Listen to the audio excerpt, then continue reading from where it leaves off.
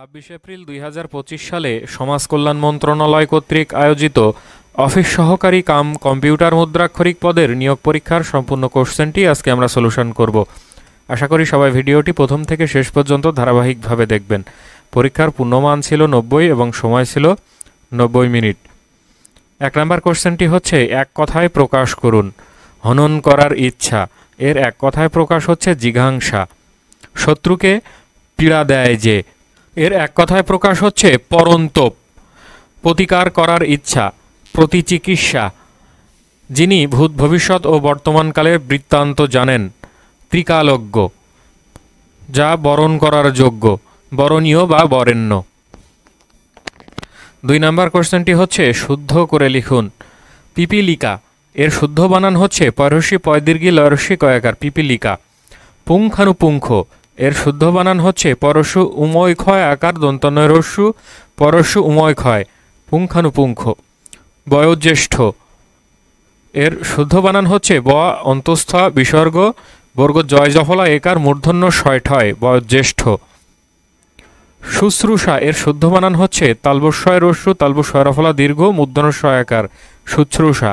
গীতাঞ্জলি এর শুদ্ধ বানান হচ্ছে গয় দীর্ঘী তয়াকার ইমবর্গজ লয়রস্যি গীতাঞ্জলি। 3 নম্বর কোশ্চেনটি হচ্ছে কারক ও বিভক্তি নির্ণয় করুন। সকালে সূর্য ওঠে সকালে কোন কারকে কোন বিভক্তি?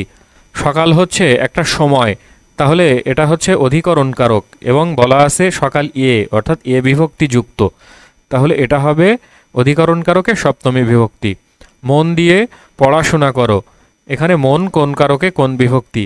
কি দিয়ে বা কিসের দ্বারা পড়াশোনা করতে বলছে? মন দিয়ে, তাহলে মন হচ্ছে এখানে করণ কারক এবং এখানে দ্বারা দিয়া কর্তৃক এটা আছে, তাহলে এটা হচ্ছে তৃতীয়া বিভক্তি অর্থাৎ করণ কারকে তৃতীয়া বিভক্তি। জমি থেকে ফসল পাই এখানে জমি কোন কারকে কোন বিভক্তি?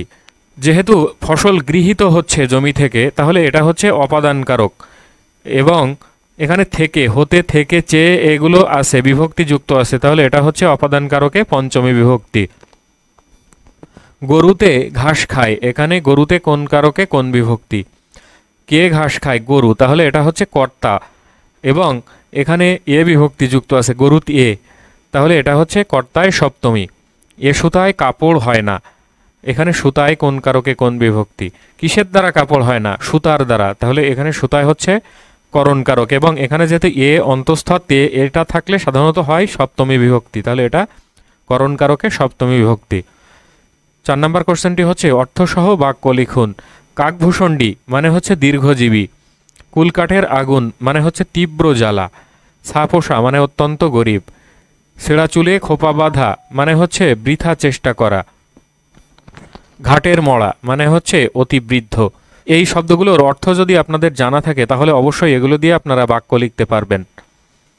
5 নম্বর কোশ্চেনটি হচ্ছে অনুচ্ছেদ লিখুন সামাজিক নিরাপত্তা কর্মসূচি। 6 নম্বর কোশ্চেনটি হচ্ছে ফিল ইন দ্য ব্ল্যাঙ্কস অর্থাৎ শূন্যস্থানগুলো পূরণ করতে হবে। All that glitters dash not gold. All that glitters is not gold অর্থাৎ চকচক করলেই সোনা হয় না। Rome was not dash in a day. Rome was not built in a day অর্থাৎ ভালো কিছু করার জন্য চেষ্টা এবং ধৈর্য সময় দুইটাই দরকার। This is the man dash lost his bag. This is the man who lost his bag অর্থাৎ এই সেই ব্যক্তি যে তার ব্যাগ হারিয়েছে। ডোন্ট জাজ a book dash its cover. Don't জাজ a book by its cover অর্থাৎ মলাট দেখে কখনো বইয়ের বিচার করা উচিত নয়। The patient died after the doctor dash came. The patient died after the doctor had come অর্থাৎ এখানে একটা ঘটনা হচ্ছে সিম্পল পাস্ট টেন্সে দেওয়া আছে, তাহলে আরেকটা ঘটনা হচ্ছে পাস্ট পারফেক্ট টেন্সে হবে। 7 নম্বর কোশ্চেনটি হচ্ছে চেঞ্জিং সেন্টেন্সেস অর্থাৎ যে সেন্টেন্সগুলো দেওয়া থাকবে এবং যে অনুযায়ী বলা থাকবে সেই অনুযায়ী চেঞ্জ করতে হবে। He plays football. Make it interrogative অর্থাৎ এই অ্যাসার্টিভ সেন্টেন্সটাকে ইন্ট্রোগেটিভ বা জিজ্ঞাসামূলক বাক্যে পরিবর্তন করতে হবে। এখানে আমাদের সেন্টেন্সটাকে ইন্ট্রোগেটিভ করতে বলা হয়েছিল, তাহলে এখানে যদি আমরা লিখি ডাজ হি প্লে ফুটবল তাহলেও হবে। He has much money. Make it negative. এই অ্যাসার্টিভ সেন্টেন্সটাকে নেগেটিভ করতে হবে। তার অনেক টাকা আছে, তাহলে এর নেগেটিভ হচ্ছে he has not a little money অর্থাৎ তার একেবারে অল্প টাকা নেই। My pen has been stolen. Make it active. এটা প্যাসিভ ভয়েসে দেওয়া আছে, এর অ্যাক্টিভ করতে হবে। এর অ্যাক্টিভ হচ্ছে someone has stolen my pen, I know you, make it complex. এই সিম্পল সেন্টেন্সটাকে কমপ্লেক্স অর্থাৎ জটিল বাক্যে রূপান্তর করতে হবে। তাহলে এখানে হবে I know who you are, he who came here is my brother. এটাকে কম্পাউন্ড বা যৌগিক বাক্যে পরিণত করতে হবে। তাহলে এটা হবে he came and he is my brother.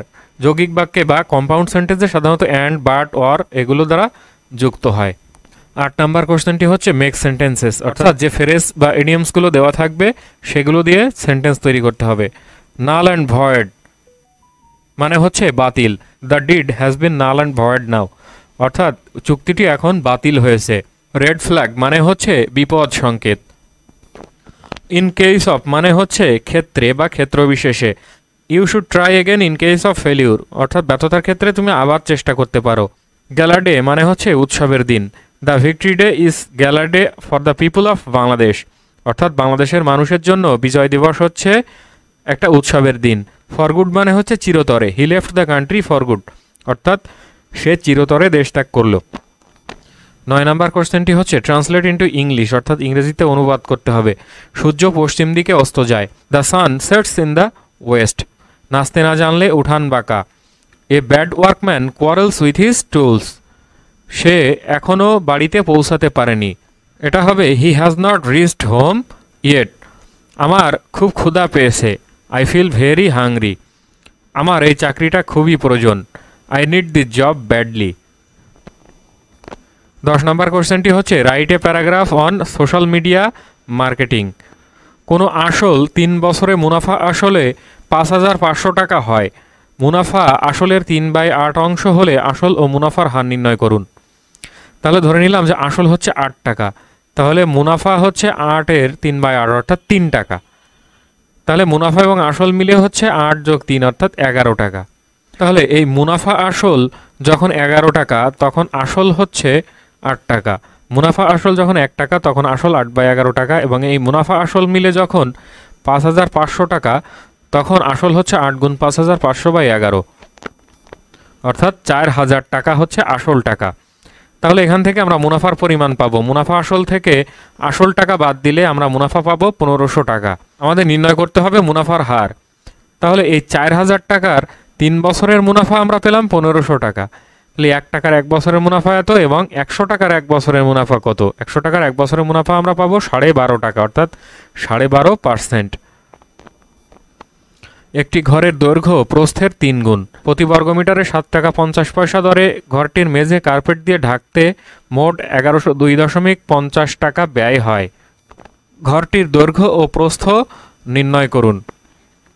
তাহলে এই 7.5 টাকা খরচ হয় 1 বর্গমিটারে, 1 টাকা খরচ হয় 1 এত বর্গমিটার, এবং এই 1102.5 টাকা খরচ হয় 147 বর্গমিটারে, অর্থাৎ এই ঘরের ক্ষেত্রফলটা হচ্ছে 147 বর্গমিটার। এখন আমরা ধরে নিলাম যে প্রস্থ হচ্ছে ক মিটার এবং এর 3 গুণ হচ্ছে দৈর্ঘ্য, তাহলে দৈর্ঘ্য হচ্ছে 3 ক মিটার। তাহলে ক্ষেত্রফল সমান হচ্ছে দৈর্ঘ্য গুণ প্রস্থ, অর্থাৎ 3 ক গুণ ক, অর্থাৎ 3 ক স্কয়ার বর্গমিটার। এই ক্ষেত্রফল সমান হচ্ছে এই 147। এখান থেকে আমরা ক এর মান পাবো 7, অর্থাৎ প্রস্থ 7 মিটার, দৈর্ঘ্য হচ্ছে 3 × 7 = 21 মিটার। সমাধান করুন। x + 4y সমান হচ্ছে 14 এবং 7x - 3y সমান হচ্ছে 5। এখান থেকে আমাদের x এবং y এর মান নির্ণয় করতে হবে। তাহলে আমরা x কে এ পাশে রেখে y এই অংশটাকে এ পাশে নিয়ে গেলে হবে 14 - 4y। এই x এর মানটা এই সমীকরণে বসালে আমরা x এবং y এর ভ্যালু পেয়ে যাব। আবার এটাকে এভাবেও সমাধান করতে পারি সমতায় নিয়ে এসে, যে উপরের অংশটাকে আমরা 3 দ্বারা গুণ করব, তাহলে হবে 3x + 12y সমান হচ্ছে 3 × 14 = 42, এবং নিচে উভয় পক্ষকে 4 দ্বারা গুণ করব, তাহলে হবে 4 × 7 = 28x - 12y সমান হচ্ছে 20। তাহলে এখান থেকে 12y - 12y কাটা যায়। এখান থেকে আমরা x এর একটা ভ্যালু পাবো। এই x এর ভ্যালুটা যদি আমরা যে কোনো একটা ইকুয়েশনে বসাই, তাহলে সেখান থেকে আমরা y এর ভ্যালুটা পেয়ে যাব। x³ - 3xy² + 2y³ এবং x² + xy - 2y² কে উৎপাদকে বিশ্লেষণ করুন। এই রাশিটিকে উৎপাদকে বিশ্লেষণ করলে আমরা মান পাবো x - y × x² + xy - 2y² এবং x - y তার হোল স্কয়ার × x + 2y। 15 নম্বরে সাধারণ জ্ঞান অংশ থেকে কয়েকটি গুরুত্বপূর্ণ কোশ্চেন এসেছিল। বাংলাদেশের নারী ক্রিকেট দল টেস্ট মর্যাদা পায় কত সালে? বাংলাদেশ নারী ক্রিকেট দল টেস্ট মর্যাদা পায় 1 এপ্রিল 2021 সালে। জুম চাষ বাংলাদেশের কোন জেলায় সবচেয়ে বেশি হয়? জুম চাষ বাংলাদেশের বান্দরবান জেলায় সবচেয়ে বেশি হয়। কিয়েভ কোন দেশের রাজধানী? ইউক্রেনের রাজধানীর নাম কিয়েভ। ওআইসি এর সদস্য সংখ্যা কত? ওআইসি এর সদস্য সংখ্যা হচ্ছে 57 জন। ইউরিয়া সারের প্রধান কাঁচামাল কি? ইউরিয়া সারের প্রধান কাঁচামাল হচ্ছে মিথেন গ্যাস। ইউরোপ ও এশিয়াকে বিভাজন করেছে কোন প্রণালী? ইউরোপ ও এশিয়াকে পৃথক করেছে বসফরাস প্রণালী। একনেক এর বর্তমান সভাপতি কে? একনেকের বর্তমান সভাপতি ডক্টর মোহাম্মদ ইউনুস। ভুটানের মুদ্রার নাম কি? ভুটানের মুদ্রার নাম হচ্ছে গুলট্রাম। নীল নদের দৈর্ঘ্য কত? নীল নদের দৈর্ঘ্য হচ্ছে 6695 কিলোমিটার। কোথাও কোথাও আছে 6853 কিলোমিটার। জাতীয় সংসদ ভবনের স্থপতির নাম কি? জাতীয় সংসদ ভবনের স্থপতি হচ্ছেন লুই আই কান। উইন্ডোজ কোন ধরনের সফটওয়্যার? উইন্ডোজ হচ্ছে অপারেটিং সফটওয়্যার। বয়স্ক ভাতা প্রাপ্তির ক্ষেত্রে পুরুষের ন্যূনতম বয়স কত? বয়স্ক ভাতা প্রাপ্তির ক্ষেত্রে পুরুষের ন্যূনতম বয়স 65 বছর। মাউরি কোন দেশের আদিবাসী? মাউরি হচ্ছে নিউজিল্যান্ডের আদিবাসী। আন্তর্জাতিক অটিজম সচেতনতা দিবস কবে? আন্তর্জাতিক অটিজম সচেতনতা দিবস হচ্ছে 2 এপ্রিল। পেনিসিলিন কে আবিষ্কার করেন? পেনিসিলিন আবিষ্কার করেন আলেকজান্ডার ফ্লেমিং। এপিকালচার কি? এপিকালচার হচ্ছে মৌমাছির চাষ বা মৌমাছি পালন বিদ্যা। 2024 সালে চিকিৎসা বিজ্ঞানে নোবেল পুরস্কার পান কে? 2024 সালে চিকিৎসা বিজ্ঞানে নোবেল পুরস্কার পান ভিক্টর অ্যামব্রোস এবং গ্যারি রাফকুন। বায়ুতে কোন উপাদান সবচেয়ে বেশি? বায়ুতে নাইট্রোজেন সবচেয়ে বেশি। নাইট্রোজেনের পরিমাণ প্রায় 77%। কম্পিউটারের ব্রেন কাকে বলা হয়? কম্পিউটারের ব্রেন বলা হয় প্রসেসরকে। আয়তনে বাংলাদেশের সবচেয়ে বড় জেলা কোনটি? আয়তনে বাংলাদেশের সবচেয়ে বড় জেলা হচ্ছে রাঙ্গামাটি। এই ছিল সমাজ কল্যাণ মন্ত্রণালয়ের অফিস সহকারী কাম কম্পিউটার মুদ্রাক্ষরিক পদের নিয়োগ পরীক্ষার সম্পূর্ণ প্রশ্ন সমাধান। আশা করি সবাই বুঝতে পারলেন। এরপরেও যদি কেউ না বুঝে থাকেন অবশ্যই কমেন্টস বক্সে কমেন্টস করে জানাতে ভুলবেন না। ভালো লাগলে চ্যানেলটিকে অবশ্যই সাবস্ক্রাইব করবেন, লাইক কমেন্ট শেয়ার করবেন। ধন্যবাদ সবাইকে।